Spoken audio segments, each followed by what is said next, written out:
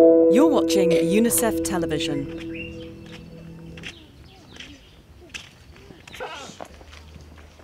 It's the planting season and 37-year-old Giovanni prepares her fields.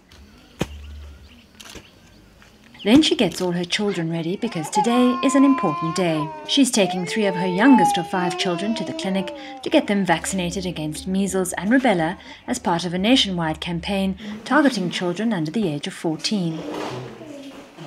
Measles is unfortunately a sickness she knows well. Last year, she says, there was an outbreak in the area. All 5 of her children got sick. Ndavuga ngo iriya ni indwara mbi cyane mu buzima nabonye ndwaza abana ariko iriya niyo ndwara ya mbere nabonye mbi cyane kuko umwana arafatwa akagira umuriro mwinshi cyane hanyuma abahitwa ikindi arakorora akayi kadacika. Fortunately, after receiving treatment from the clinic, they recovered. It's a small moment of pain for little Gift for a lifetime of protection against 2 deadly but preventable diseases. His older siblings seem to manage a little better.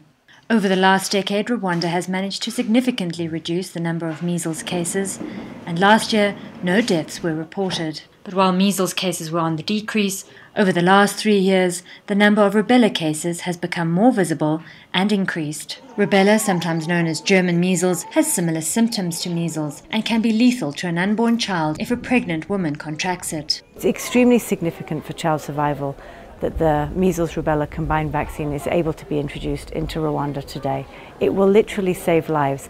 And those girls who have been vaccinated today, the future mothers, are now also protected. So there's a layer of protection around the children and a layer of protection around the future children.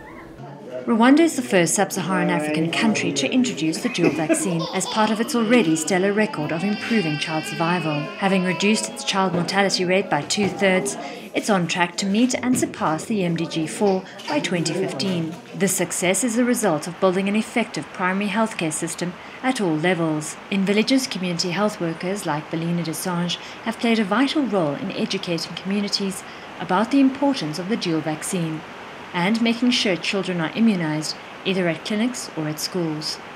Nk'abajyanama b'ubuzima ubundi ikingira ryegereje dukora raporo y'abana bari mu gihe cyo gukingirwa, noneho iyo raporo tukayohereza kuri centre de santé tugasigarana n'indi kopi yo kugira ngo tumenye umubare w'ikingirwa ry'abana bazakingirwa.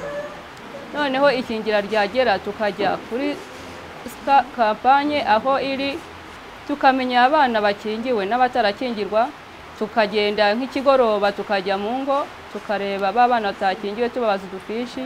In partnership with the government of Rwanda, the dual measles-rubella vaccine is made possible with support of the Gavi Alliance, WHO, UNICEF and others who are part of the Measles and Rubella initiative. Gavi's approach is very much led by the countries. So it was Rwanda who asked for this vaccine, as it's the case that countries ask for any of the vaccines that Gavi provides.